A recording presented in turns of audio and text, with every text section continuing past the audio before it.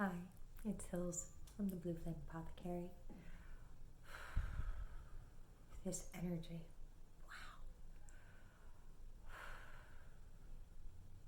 Wow. I'm recording this on Wednesday, the 11th of May. Jupiter is now fully in Aries. Mercury's gone retrograde. And we're moving ever closer to the Blood Moon Eclipse on Sunday here in the States. It'll be on Monday if you're in different time zones. It's at 9 p.m. I think like 9:23 or something, maybe 9:19 p.m. here on the West Coast.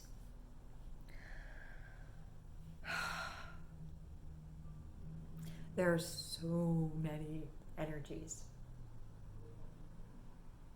that we could explore.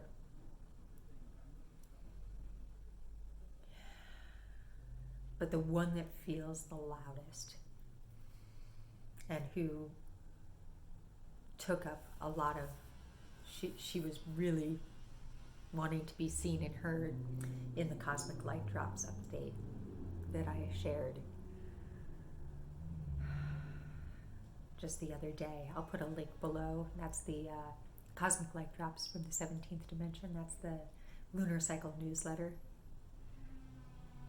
energy update that I put together.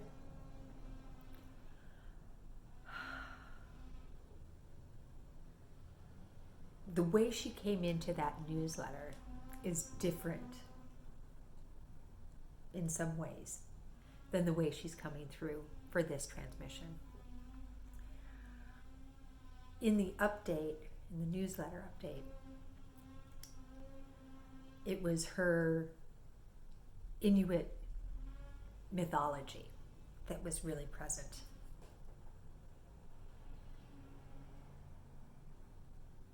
It's more, it's not that we're leaving that behind. I'm just not going to, I've been guided not to take us through that part of her story in this particular transmission. Instead, we're going to talk about the asteroid named after her more. And we're going to, it feels like we're going to bring in Hekate, who's almost exactly conjunct her right now, and Pluto, who is in almost exact trine with the two of them. Now, Pluto is also conjunct this, or trine this eclipse that we're having. And Hekate and Sedna are almost exactly conjunct it, a couple of degrees off. The node is also in the mix because this is an eclipse. And where the nodes are sitting, they have moved out of range of the trine with Pluto at this point, the orb, but it's because of all of the other energy, it's still active. So let's get in. Sedna, her asteroid has this amazing orbit. It is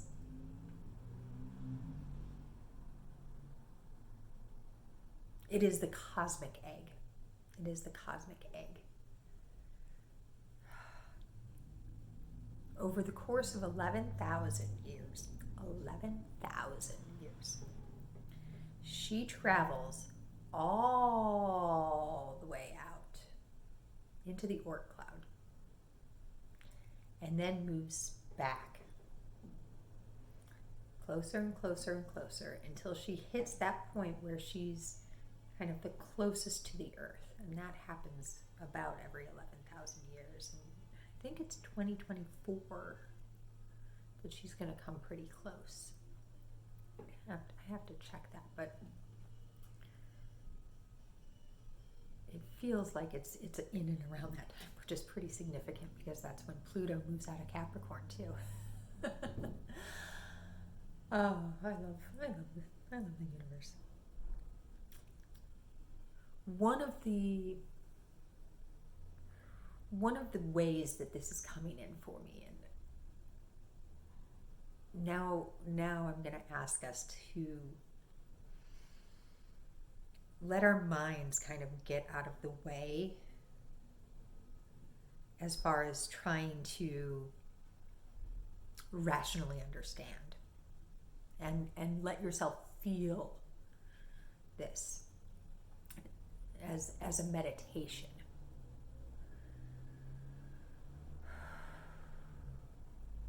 Sedna, since the Paleolithic times,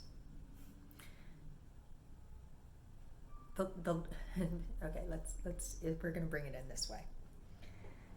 The last time Sedna was in this part of our solar system, it was the Paleolithic times, and we were just developing agriculture. That's the type of revolutionary energy she brings in. She goes all the way out to the farthest reaches of our solar system, the farthest places that we can.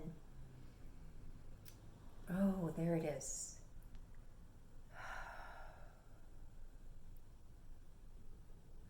We have bubbles around us, and I've talked about this in other updates before. Right? The Earth itself has its atmosphere. That's the bubble that it exists in. We have our energy fields. That's the bubbles we exist in, and these are all protective shields. It was in the Faraday cage. I'm now remembering.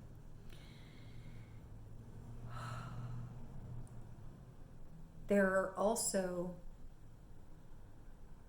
bubbles that exist within our solar system, and the Oort cloud is one of these. So she goes all the way out and then brings in information from outside our local bubble. Because she gets so close to the edge of that bubble, she's able to bring in new codes, new keys, new ways of viewing our being.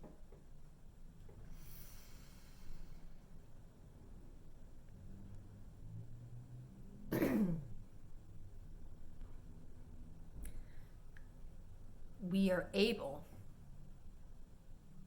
right now, because she's passing through us and she's hitting this eclipse almost exact, but even more, she's exact to like moments of degree with Hekate. The way that this is coming in is that Hekate, in her capacity as the guardian of the Crossroads, is meeting with Sedna, who's bringing all this information, all this galactic information from the farthest reaches of our solar system into us now. And Hekate is saying, you have an option. You have an option. Here is all the information that you need.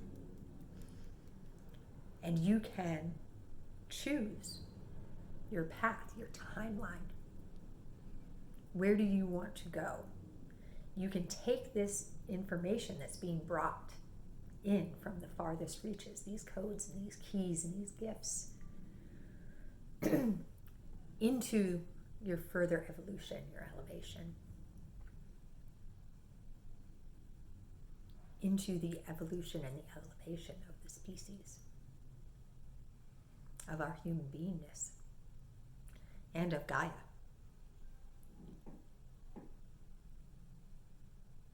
Or you can follow the path that feels maybe like the path of least resistance.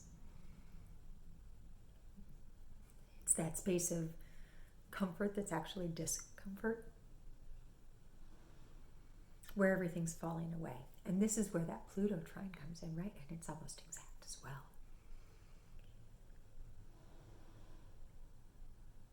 Pluto is in the process of unearthing all the ways in which the way we've always done things is no longer working, and allowing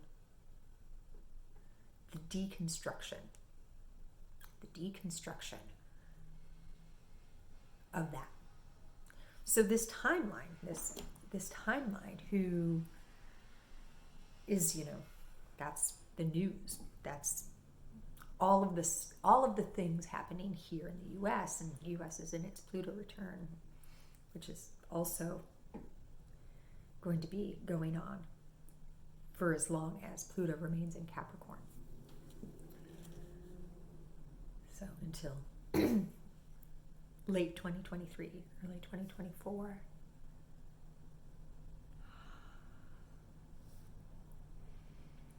Can you feel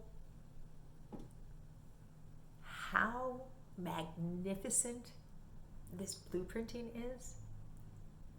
That Sedna would have Hekate crossing her as she's in these final degrees of Taurus, bringing in this new earth, these new earth codes.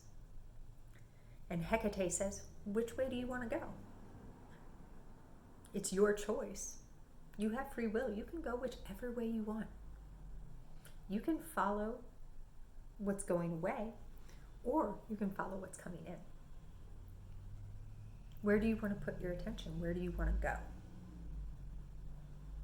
And Pluto's like, let me gift you by showing you that this other timeline, this other path is actually going away. Let me show you all the ways it's not serving you anymore, right?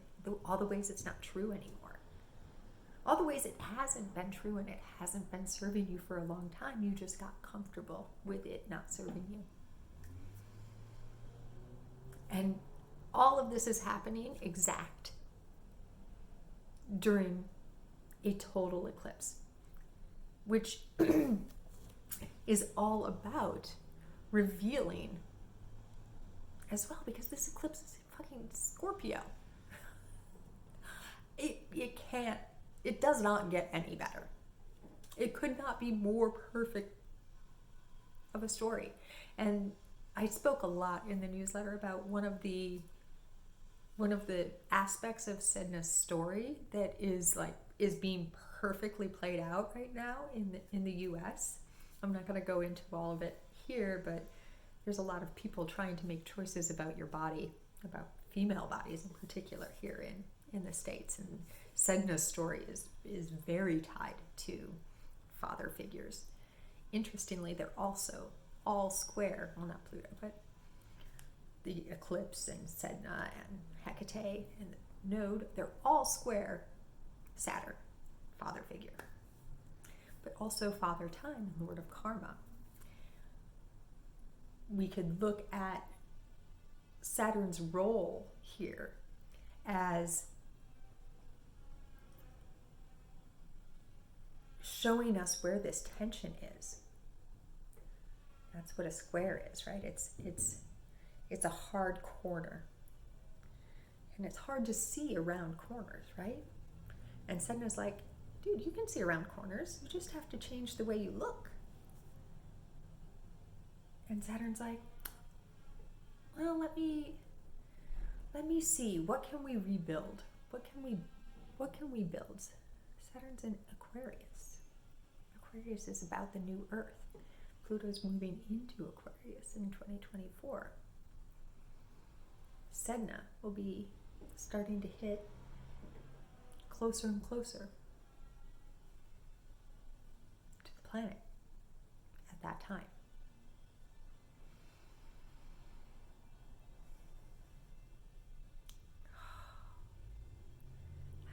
Can you feel that?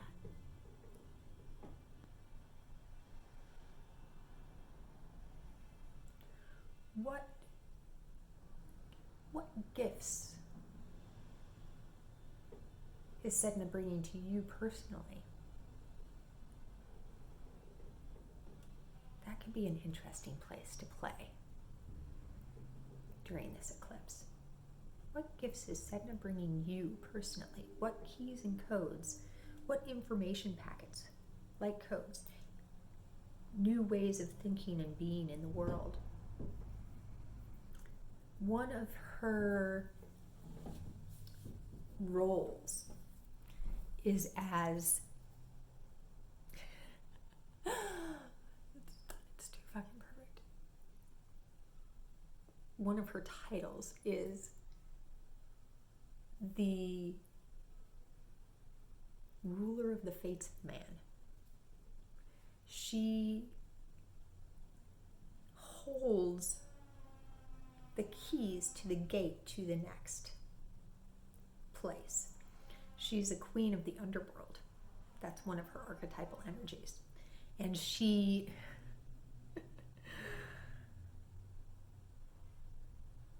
allows you to come in for judgment. She allows you to come in for judgment. And as you stand before her, she looks at you. She looks entirely at you, into you.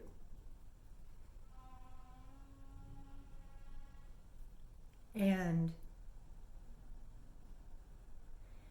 the way it's coming in for me right now is she, in some ways, she measures your frequency. I'm getting that image of your heart on one side of the scale and the feather on the other. How heavy is your heart? How high or low are you vibrating?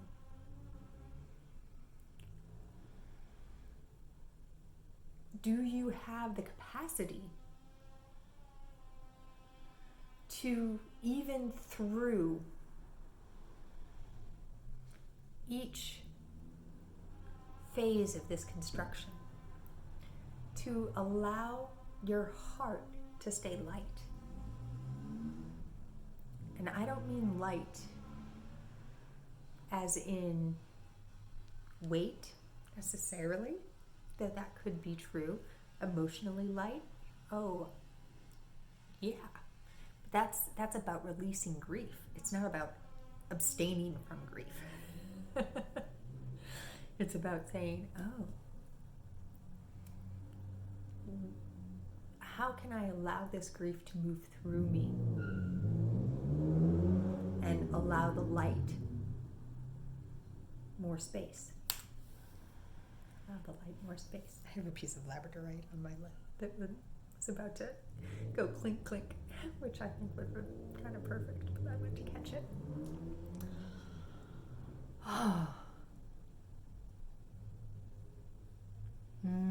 Let me come back in.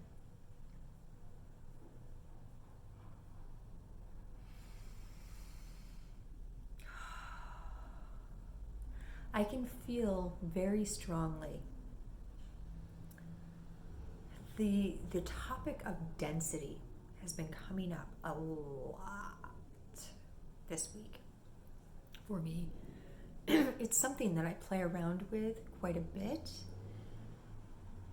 but it feels like there might be a new masterclass brewing with regard to density.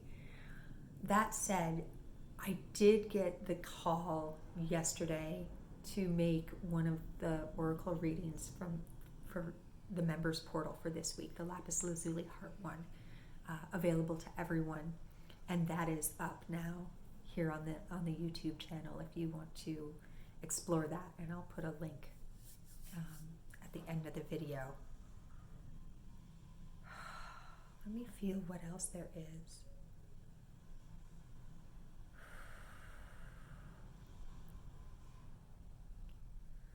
I can feel that this energy, this Sedna with the eclipse energy, Sedna and Pluto are going to stay trine for a while. Hekate will be there for a little bit. She moves slow, but not super slow. But eclipse energy lasts for like 6-7 months. So it's not about Sunday. I mean, it is. It's about the day because the energies are the loudest on that day. But it's the word catapulting is coming in. It's shifting you. It's saying you have a choice to make over this span of time. Over the next couple of months, you are being given a choice. You're being given a choice over the next couple of months of where you want to aim your attention, of where you want to go, which path you want to take, which timeline you want to journey on. One thing that's coming in very loud as well is there are more than two. There are more than two timelines. There are multitudes of timelines. Each of us, in our own way, has a timeline. If you've ever seen Donnie Darko and the little liquid light that comes out from the heart center, diaphragm area, and helps guide you to where you're going next, that he sees. There was truth in that. I love movies for that. There's so much truth in them. You just, especially fantasy, there's like little nuggets of rememberings. I mean, it doesn't necessarily look exactly like that. But energetically speaking, that's your individual timeline. It's a way of bringing it into the senses, the visual senses. And then there are collective timelines for your family structure, and then expanding out for your neighborhood structure, for your city structure, for your, on and on and on and on. If you look at quantum theory and Schrodinger, for every decision you make, a new timeline is born. And this is the multiverse. So I guess it feels like this is coming in as a way to share. Yes, it's so important to allow this blooming light in your heart and to follow that path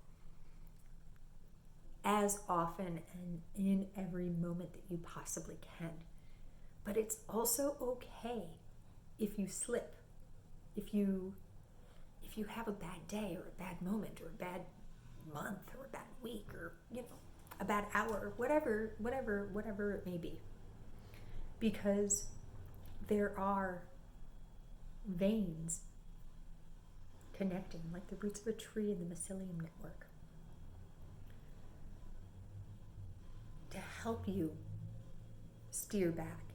It's about where you spend the most of your time. It's about where you spend the most of your time. Not, I watched the news and I got really upset and I yelled at somebody. I'm off the timeline for good. It's just not that way. It's just not that way. At least it doesn't feel like it is to me. It's about getting back. It's about getting back when you catch it. And as you catch it, each time it will get easier to catch it the next time. And we're up and up and up and up and up. It's coming in up and up and up and up and up. Oh my. There is so much energy right now, and I hope that in whatever way you are called to dance with it, that it is serving you well, and that you're able to find those times to come back into center, and that you have the tools and resources, and that you remember that you have the tools and resources.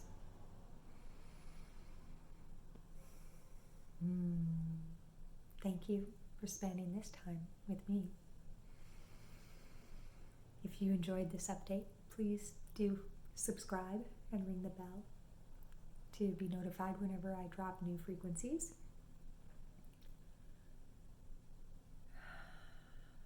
I'll put a link below to the newsletter. You can sign up to have that dropped right into your inbox as well. And there's the members portal if you feel called to continue your journey with me and with all of the beautiful souls who are journeying in that held community space. It's a Patreon. I share weekly oracle readings and frequency transmissions and guided meditations, all kinds of stuff. There's apothecary treats that are exclusive. I'll throw a link below for that as well.